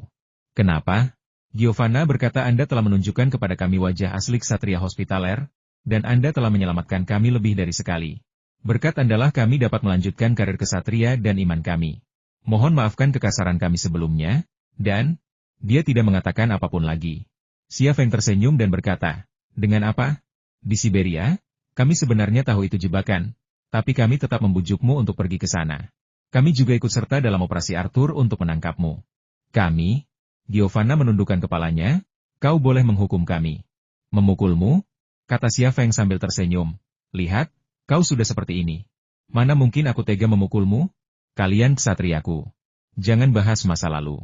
Sebenarnya aku menyembunyikan sesuatu darimu. Tatapan keempat wanita itu beralih ke Xia Feng pada saat yang sama. Xia Feng berkata, orang-orangku tidak mati dalam operasi Siberia. Aku menyembunyikan mereka. Keempat wanita itu tidak dapat menahan diri untuk saling memandang. Setelah ragu sejenak, Giovanna bertanya dengan ragu. Xia, bolehkah aku bertanya sesuatu? Jangan tanya, aku bisa memberitahumu langsung, kata Xia Feng, aku membunuh Arthur. Daripada membiarkan mereka menebak-nebak arahnya, lebih baik katakan terus terang. Keempat wanita itu tercengang. Xia Feng melanjutkan, seperti yang kau tahu, aku membayar $50 juta kepada ksatria hospitaler dan berjanji memberi mereka relik suci itu. Tetapi tindakan mereka membuatku merinding. Arthur ingin membunuhku. Dan jika aku tidak membunuhnya, bagaimana aku bisa selamat? Aku tahu rencananya, jadi aku sudah mempersiapkannya sebelumnya. Aku terpaksa melakukan ini. Tetapi, Teresa ragu-ragu. Xia Feng tersenyum, tapi apa? Katakan saja apa yang ingin kau katakan. Oke, kata Teresa, kau juga pasti tahu kalau kami terlibat dalam operasi Arthur. Kau bisa saja membunuh kami, jadi kenapa kau menyelamatkan kami? Xia Feng tersenyum dan berkata, bukankah kau selalu bilang aku bernafsu? Membiarkan wanita seksi dan cantik sepertimu mati bukanlah gayaku. Ini tentu saja bukan alasan sebenarnya. Tetapi pernyataannya membuat para wanita di keluarga Gray dan Russo tersipu. Apakah kau akan menyalahkanku karena berbohong padamu? Tanya Xia Feng. Tidak, kau hanya melakukan apa yang seharusnya kau lakukan. Tapi kami menjebakmu dengan Arthur, kami. Giovanna tampak malu. 3 wanita lainnya juga menunjukkan ekspresi malu di wajah mereka. Memang, mereka telah bersekongkol dengan Arthur untuk menjebak Xia Feng. Dan Xia Feng hanya melawan secara pasif. Penyembunyiannya sama sekali bukan tipuan. Melihat reaksi mereka, Xia Feng akhirnya merasa lega. Ia tersenyum dan berkata, lupakan saja, jangan bahas masa lalu. Kau sudah benar-benar memutuskan hubungan dengan masa lalu, jadi bersiaplah untuk menjalani hidup barumu. Aku janji, ikutlah denganku, dan aku tidak akan membiarkanmu menyesalinya. Keempat wanita itu jelas memiliki pemahaman yang berbeda, dan wajah mereka memerah tanpa alasan yang jelas. Biar aku obati. Aku tahu sedikit tentang kedokteran. Xia Feng mengganti topik. Bagaimana mungkin? Wajah Giovanna semakin memerah. Suara Stella rendah, berikan kami kotak obatnya, kami bisa melakukannya sendiri. Kita bisa mengatasinya sendiri, kata Teresa, juga dengan suara rendah. Bibir Rosa bergerak, tetapi ia tak berkata apa-apa. Tatapan matanya 50% penuh harap, 90% malu, dan 5% malu. Sikap para wanita itu sudah jelas, Tetapi Xia Feng masih menggelengkan kepalanya. Ia berkata dengan serius, aku tidak mencoba memanfaatkanmu. Sungguh, percayalah padaku. Kau menderita lebih dari sekadar luka ringan, kau juga menderita luka dalam. Aku harus memeriksamu dan meresepkan obat. Kalau tidak, jika kau menunda perawatan, kondisimu akan memburuk.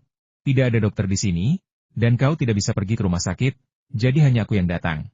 Keempat wanita itu saling memandang, mungkin merasa sangat malu. Xia Feng bertanya, siapa yang akan datang pertama? Keempat wanita itu hanya berdiri di sana dalam keadaan linglung, dan tidak ada seorang pun yang maju untuk menerima perawatan. Xia Feng mengerutkan kening, Giovanna, kau pergi dulu. Berbaringlah di tempat tidur.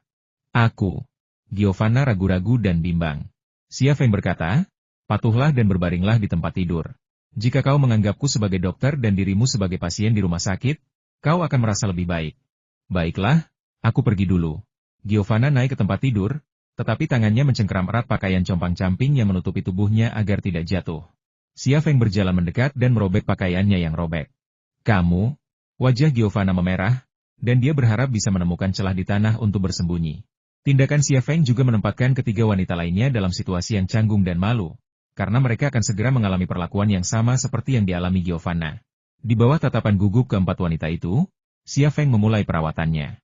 Ia menggenggam salah satu tangan Giovanna dan merasakan denyut nadinya. Namun, denyut nadinya hanyalah kepura-puraan. Mata kirinya diam-diam beralih ke mode sinar X, memindai tubuh Giovanna ke segala arah, dengan cermat memeriksa kondisi internalnya. Pendarahan lambung, pembengkakan dan peradangan usus, dislokasi tulang rusuk. Xia Feng mengucapkan satu diagnosis demi satu, dan nadanya bagaikan dokter ajaib. Keempat wanita itu menatapnya dengan takjub, tidak percaya bahwa dia dapat memberikan begitu banyak diagnosis hanya dengan menyentuh pergelangan tangan mereka, dan dia tampak sangat profesional. Setelah memberikan diagnosis, tangan kanan Xia Feng yang sedang memeriksa denyut nadi Giovanna, terulur ke sosoknya yang tinggi besar. Giovanna tiba-tiba menegang, mata birunya menatap Xia Feng, bertanya-tanya apakah Xia Feng akan memanfaatkan kesempatan pemeriksaan fisik untuk memanfaatkannya. Tepat ketika ia mulai sangat gugup, tangan Xia Feng menghindari titik lemah itu dan bersandar di salah satu tulang rusuknya. Xia Feng menekannya dengan lembut. Apakah sakit? Sakit sekali. Giovanna menggertakkan giginya, sedikit mengernyit, dan tampak kesakitan. Tetapi ketika dia mengira Xia Feng akan menarik tangannya, Xia Feng tiba-tiba mencubit tulang rusuknya yang terluka dengan ibu jari dan jari telunjuknya, lalu mengangkatnya dengan kuat. Ah, Giovanna tiba-tiba berteriak. Xia Feng melepaskannya. Tulang rusukmu terkilir dan perlu direposisi. Sekarang setelah kau merasa lebih baik, aku akan membalutmu. Jangan bergerak selama beberapa hari ke depan. Giovanna menatap Xia Feng dengan tatapan kosong, kecurigaan dan rasa malu di matanya lenyap seketika, hanya menyisakan rasa terima kasih dan kekaguman. Namun, rasa sayang ini hanya bertahan 2 menit, berakhir ketika Xia Feng membersihkan lukanya dengan kapas yang dicelupkan ke dalam alkohol. Gerakan Xia Feng lembut dan lambat. Giovanna memperhatikan bola kapas itu meluncur di sekujur tubuhnya, menyentuh titik-titik tertinggi, area terdatar, bahkan tempat-tempat yang seharusnya tidak disentuhnya. Alkohol itu menimbulkan sensasi terbakar yang membara, tetapi juga perasaan aneh yang membuatnya entah kenapa gugup sekaligus sedikit bersemangat. Ia tak berani menatap mata Xia Feng, tetapi tatapannya tetap tertuju pada tangan Xia Feng yang sedang membersihkan lukanya. Xia Feng membalut dada Giovanna dan membantunya turun dari tempat tidur. Selanjutnya, biar aku saja. Stella naik ke tempat tidur dengan tidak sabar tanpa menunggu siapapun bicara. Ia bahkan tidak menunggu Xia Feng mengulurkan tangan dan mengambil bajunya yang robek, ia sendiri yang membukanya. Tubuhnya montok dan kencang, dengan lekuk tubuh yang menggoda, dan kulitnya yang putih dan halus hampir tertutup bekas luka. Namun, bekas luka tersebut tidak memengaruhi kecantikannya, melainkan menambah sedikit daya tarik. Ada apa denganku? Stella tampak gembira dan penuh harap. Rosa dan Teresa juga menatap Xia Feng dengan penuh harap, menunggu diagnosisnya. Mereka berdua penasaran bagaimana Xia Feng melakukannya.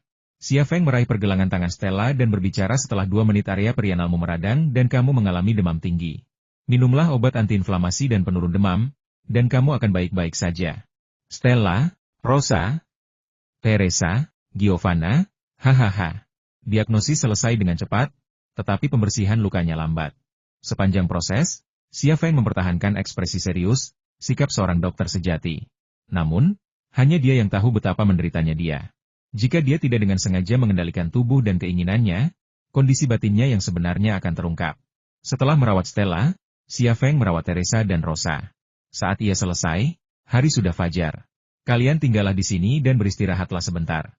Jangan khawatir atau memikirkan hal lain, kata Xia Feng sebelum pergi. Keempat wanita itu mengangguk dan memperhatikan kepergiannya. Begitu dia pergi, mereka mulai mengobrol. Saya tidak percaya dia seorang dokter. Ya, itu luar biasa. Tadi, waktu beliau merawat saya sempat berpikir, apakah beliau ini Tuhan Yang Maha Esa atau malaikat? Aku juga sempat kepikiran begitu. Ya ampun, aku jadi bersemangat sekali. Apakah kamu bernafsu? Kaulah yang bernafsu. Hehe, kukira dia mau melakukan itu pada kita.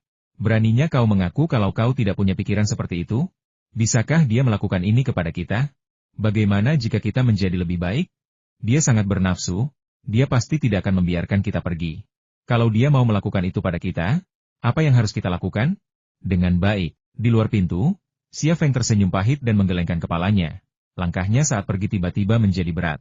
Para ksatria hospitaler melancarkan pencarian di Valletta, mencari 4 ksatria wanita yang membelot. Rumah sakit, hotel, dan jalanan dipenuhi mereka. Tetapi mereka tidak dapat memasuki kedutaan besar Tiongkok di Malta untuk melakukan pencarian. Tempat itu sebenarnya adalah wilayah Tiongkok, sebuah area terlarang. Oleh karena itu, bahkan jika para ksatria hospitaler menggeledah seluruh pulau Malta, mereka tidak akan dapat menemukan Giovanna, Stella, Rosa, atau Teresa. Sedangkan Xia Feng, hal itu mustahil. Sore berikutnya, sekelompok besar orang mendaki lereng bukit. Tujuan mereka adalah kuil matahari di puncak gunung. Di antara mereka terdapat pejabat pemerintah Malta, arkeolog Malta, dan petugas polisi Malta yang bertugas menjaga keamanan. Xia Feng dan Linda ada di antara mereka. Xia Feng menyumbangkan sejumlah uang atas nama Linda untuk pelestarian kuil matahari. Departemen Purbakala Malta menyambut baik inisiatif ini.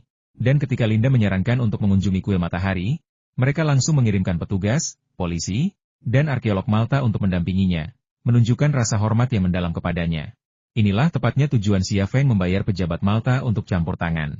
Sekuat apapun ksatria hospitaler, mereka tak akan berani bertindak gegabah. Lagi pula, bangsa bajak laut ini adalah negara berdaulat, dengan tentara dan status hukumnya sendiri.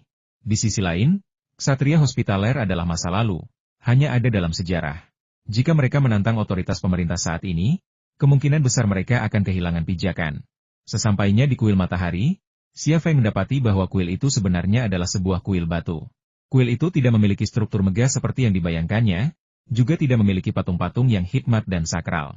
Sebaliknya, kuil itu terdiri dari batu-batu besar, berdiri di bawah langit yang luas, menghadap laut Mediterania yang luas, memancarkan suasana kuno dan misterius. Linda sedang berdiskusi tentang sejarah dan misteri kuil matahari yang belum terpecahkan dengan beberapa arkeolog Malta. Ia tampak sangat antusias dan terlibat. Sementara itu, Xia Feng, entah sengaja atau tidak, meninggalkan kelompok itu dan tiba di tepi kuil matahari, mencondongkan badan untuk mengamati tebing di bawahnya. Di kakinya terdapat tebing vertikal dengan ketinggian hampir 500 meter, lebih dari 100 lantai. Orang yang pemalu pun tak akan berani memandangnya. Ia membangunkan rabun jauh mata kirinya dan mengamati situasi di bawah dengan saksama. Namun, ia tidak melihat gua atau lorong rahasia apapun, yang membuatnya kecewa.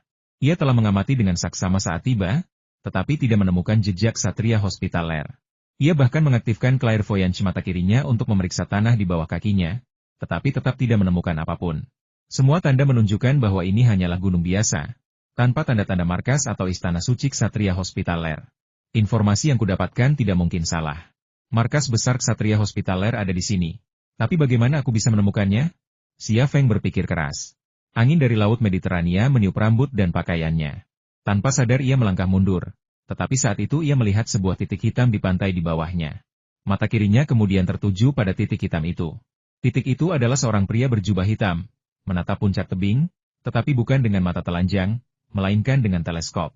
Dia kemudian menarik kembali tubuh bagian atasnya yang sedikit rentang, tetapi mata kirinya terus terfokus pada lelaki berjubah hitam, yang botak dan mengenakan jubah hitam yang sama dengan orang yang mengejar Linda malam itu, menyerupai jubah hitam seorang penyihir. Jubah hitam. Mungkinkah orang-orang berjubah hitam itu yang disebut paladin? Pikirnya dalam hati. Pria berjubah hitam itu hanya bertahan selama 2 menit sebelum akhirnya bersembunyi di bawah sebuah batu besar. Xia Feng segera kehilangan jejaknya dan tak bisa lagi melihatnya. Jadi begitulah yang terjadi. Hati Xia Feng dipenuhi kegembiraan.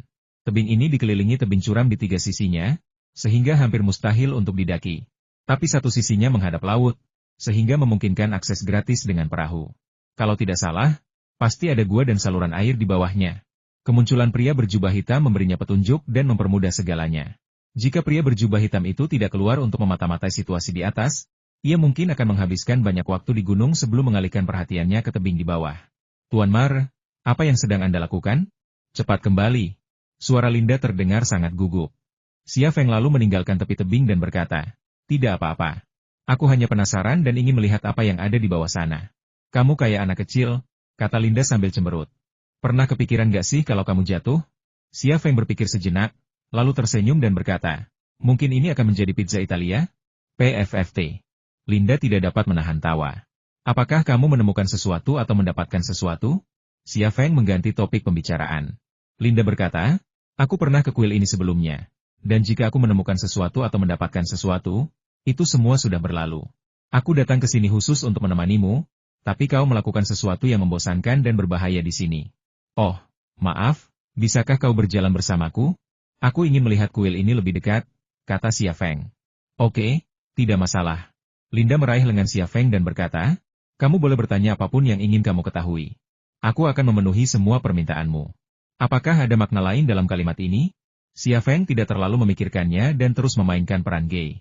Ditemani Linda, Xia Feng berjalan-jalan di sekitar kuil matahari. Kuil ini memiliki sejarah lebih dari 10.000 tahun. Pada masa itu, manusia masih berada di zaman batu, dan teknologi tercanggih hanyalah api dan peralatan batu. Mereka tidak memiliki kemampuan untuk membangun kuil batu seperti itu, apalagi menghitung waktu yang tepat berdasarkan sinar matahari. Sungguh tak terbayangkan. Bagaimana mungkin manusia lebih dari 10.000 tahun yang lalu membangun kuil matahari yang begitu megah? Misteri ini telah membingungkan komunitas arkeologi selama bertahun-tahun, dan saya masih belum bisa memahaminya. Linda menatap Xia Feng. Tuan Mar, Anda orang yang sangat cerdas. Saya ingin mendengar pendapat Anda. Xia Feng tersenyum dan berkata, aku hanya orang luar. Kalau ahli sepertimu saja tidak bisa memahaminya, bagaimana mungkin aku bisa memahaminya? Katakan saja dengan santai. Katakan saja dengan santai. Apa salahnya? Linda mengguncang lengan Xia Feng, dan tubuh lembutnya bergesekan dengan lengan Xia Feng tanpa ragu, seolah ingin melelehkan lengannya. Dia hanya bersikap genit terhadap seorang saudari. Karena mereka memang saudara perempuan, apa salahnya berhubungan sedekat itu? Xia Feng merenungkan pertanyaan ini dengan serius, dan pikirannya lebih dalam daripada Linda. Ksatria Hospitaler menempatkan markas dan istana suci mereka di sini karena suatu alasan. Mungkinkah ini ada hubungannya dengan kuil matahari? Orang-orang zaman batu tidak mungkin mampu membangun kuil ini. Tetapi jika bukan orang-orang zaman batu, siapa yang membangunnya? Dan mengapa? Ia begitu fokus memikirkan masalah ini sehingga mengabaikan gangguan dari Linda. Namun, gangguan dari Linda terus bertambah dan selalu menghantui pikirannya. Di saat yang genting, Linda tiba-tiba berhenti bergerak. Tubuhnya dan lengan Xia Feng tetap berada di posisi yang sama seperti sandwich hotdog, tetapi matanya terpaku pada ruang di antara kedua kaki Xia Feng. Sebuah massa telah terbentuk di sana, seperti payung. Linda tertegun, pikirannya terbelah antara nurani dan keinginannya sendiri. Bukankah dia bilang dia gay? Kenapa dia bereaksi seperti ini? Xia Feng masih memikirkan kemungkinan hubungan antara kuil matahari dan ksatria hospitaler. Ia tidak menyadari bahwa wanita di sebelahnya menatapnya dengan takjub. Linda menggenggam lengannya lebih erat dan mengayunnya pelan. Sambil mengayun, ia mengamati titik yang jelas itu. Senyum tipis mengembang di sudut mulutnya, seperti bayi yang menyimpan rahasia namun enggan mengungkapkannya. Ah, Xia Feng mendesah. Maaf, aku tidak tahu apa-apa tentang sejarah kuil ini. Aku tidak punya pendapat. Kamu berhasil melakukannya, kata Linda. Apa? Xia Feng menatapnya dengan bingung. Linda menunjuk ke tempat yang telah dia amati dan tidak mengatakan apapun. Xia Feng tiba-tiba menunduk, dan saat itu, dia ingin menampar dirinya sendiri. Ya. Linda berdeham dan berkata terus terang, tidakkah menurutmu sebaiknya kau memberiku penjelasan? Apa penjelasannya? Apakah kamu gay? Tentu saja, kata Xia Feng. Lalu kenapa kamu? Linda menunjuk ke tempat itu lagi. Xia Feng lalu berkata, di mana toiletnya? Aku sudah lama menahannya. Linda, tunggu sebentar, aku akan pergi ke suatu tempat yang sepi. Xia Feng menarik tangannya dari lengan dan dada Linda, lalu berlari dengan cemas ke tempat sepi. Linda menatap punggung Xia Feng, bibirnya mengerucut. Kamu boleh terus berpura-pura gay, tapi aku akan membuatmu menunjukkan kebulatanmu. Kita lihat saja nanti, ya. Bersembunyi di balik batu, Xia Feng tak kuasa menahan senyum getir, membuka resleting celananya untuk menyelesaikan masalah. Ia sebenarnya tak perlu melakukan itu, tapi ia tak ingin Linda datang dan memeriksa apakah ada cairan di tanah, lalu terus bertanya apakah ia gay. Wanita terkadang mudah ditipu, dan terkadang sulit ditipu. Setelah menyelesaikan masalah itu, Xia Feng merapatkan resleting celananya. Namun, tepat saat hendak pergi, Pandangannya tiba-tiba tertuju pada genangan air di tanah, dan ia tak bisa mengalihkan pandangannya. Itu adalah dasar sebuah pilar batu. Setelah cairan itu menghanyutkan tanah, sebuah pola persegi muncul di dasar pilar batu yang tersembunyi di lumpur. Kehadiran pola persegi pada monumen bersejarah ini bukanlah hal yang aneh, bahkan cukup umum. Namun, pola persegi ini berbeda karena merupakan pola kotak logam kuno. Meskipun tidak 100% alami, beberapa detailnya memperkuat keyakinan Xia Feng. Xia Feng tercengang. Apa yang terjadi? Tuan Mar, apa yang Anda lakukan di sana? Suara Linda terdengar, diiringi langkah kakinya. Ia memang datang ke sini untuk mengintai. Xia Feng buru-buru menggali tanah dengan kakinya, menutupi pola kotak itu. Namun, ia juga membangkitkan kewaspitaan mata kirinya untuk mengintip melalui dasar pilar batu. Sayangnya, selain pola itu, tidak ada petunjuk lain. Linda datang dengan senyum di wajahnya. Tuan Mar, apa yang sedang Anda lakukan? Xia Feng kemudian menarik pandangannya dan berjalan ke arahnya. Ayo kembali. Pulang? Kamu mau pulang secepat ini? Kamu bahkan belum selesai berkeliling kuil ini. Linda terkejut. Xia Feng berkata, tiba-tiba aku merasa agak tidak enak badan dan ingin kembali beristirahat. Bagaimana kalau begini? Bisakah kau memberiku beberapa informasi profesional tentang kuil matahari? Aku sangat penasaran dan ingin melihatnya. Tentu saja. Kalau begitu, ayo kita kembali. Linda menghampiri dan menggenggam tangan Xia Feng. Kamu sedang tidak enak badan. Aku akan membantumu berjalan. Xia Feng, sebelum pergi, Xia Feng melirik pilar batu. Sebuah kencing telah mengungkap rahasia yang tersembunyi di dalam kuil matahari. Ia tak sabar untuk kembali dan menguraikan buku perunggu yang direbutnya dari William Arthur. Sebenarnya, seandainya Linda tidak terbangun tiba-tiba di pagi hari, ia pasti sudah menafsirkan kitab besi saat itu. Setelah berbincang dengan Linda, ia punya ide baru, yaitu menyumbang ke Biro Perlindungan Purbakala Malta dan kemudian mengunjungi kuil matahari dalam kapasitas resmi. Pola kotak logam paduan kuno itu ditemukan di kuil matahari, yang membuat keinginannya untuk menguraikan kitab besi semakin kuat. Setelah kembali ke kedutaan, Xia Feng tidak sabar untuk memasuki kamarnya, menutup pintu dan jendela, lalu mengeluarkan kitab besi. Buku besi yang diambil kembali dari William Arthur sebenarnya sama dengan buku perunggu di tangannya, kecuali buku itu memiliki judul tambahan. Saat membuka buku besi, saya disambut oleh karakter-karakter misterius yang sama. Beberapa menyerupai rumpun-rumput liar, beberapa menyerupai kecebong, dan beberapa menyerupai kepala manusia dengan hidung dan mata. Namun, mereka tidak lagi misterius bagi saya. Berbekal pengalaman menguraikannya terakhir kali ini tidak akan menghadirkan tantangan baru. Ia membaca halaman demi halaman, menyimpan semua kata di otaknya. Ia melihat kata-kata itu dan menemukan suku kata yang ajaib. Dia menutup matanya, dan pola kompas yang terbuat dari ubin lantai yang dia temukan di makam bawah tanah kuno Tiongkok muncul kembali dalam pikirannya. Utuh. Kata-kata misterius pada seni besi dan pola pada kompas menyatu, membentuk pola melingkar yang lebih besar yang tampak seperti kompas berukir rune. Seperti sebelumnya, aksara Tionghoa muncul di tengah kompas, hanya kau yang bisa memutarnya. Kesadaran Xia Feng tiba-tiba aktif, dan energi misterius itu pun terbangun. Kompas di otaknya mulai berputar cepat. Pada saat yang sama, sebuah suara kuno dan jauh muncul di benaknya. Sekali lagi, suara ini terasa familiar baginya, karena itulah suku kata yang tersembunyi di dalam teks misterius kitab besi. Energi yang tersembunyi di dalam otaknya bagaikan jarum pada pemutar piringan hitam, dan kompas bertulis rune di dalam benaknya bagaikan cakramnya. Ketika keduanya berpadu, suara yang sebelumnya tak terbaca di dalam benaknya kini dapat terbaca. Kau mungkin tak percaya, tapi tepat saat aku hendak mengakhiri hidupku, aku melihat seorang perempuan. Aku telah menjalin hubungan dengan banyak perempuan dalam hidupku, tapi aku bisa mengatakan dengan yakin bahwa tak ada perempuan di dunia ini yang lebih cantik darinya. Ia sempurna, baik dari penampilannya, bentuk tubuhnya, maupun temperamennya. Saat itu, aku merasa ia bagaikan dewi. Ia akan memberiku jawaban yang kuinginkan, dan ia bahkan akan memenuhi semua keinginanku. Aku menatapnya, dan ia berjalan ke arahku, tubuhnya tanpa bobot. Aku mulai curiga bahwa ia hanyalah ilusi, tapi ia begitu nyata. Aku berbicara padanya, berdoa agar ia menjawab kebingungan di hatiku, tapi ia hanya tersenyum padaku lalu pergi. Aku tak mau menyerah. Aku ingin mengejarnya, tetapi sekuat apapun aku mengejar, aku tak pernah bisa.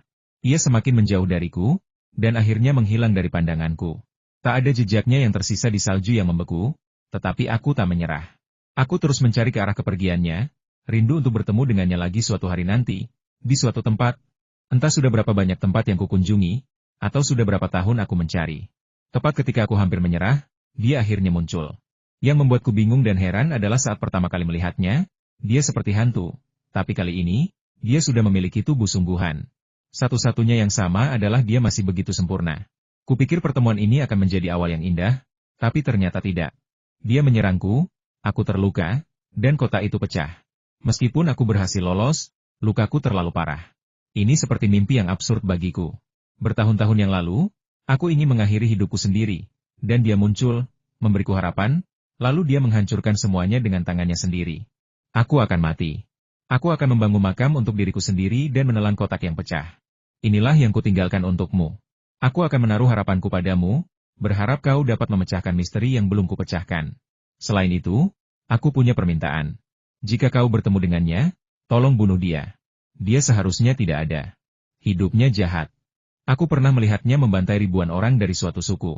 Akulah satu-satunya, dan kau juga satu-satunya. Aku tidak melakukannya, tetapi kau harus melakukannya. Ini adalah misi kita bersama. Waktu tidak hanya bergerak maju, tetapi juga menembus. Selamat tinggal, satu-satunya.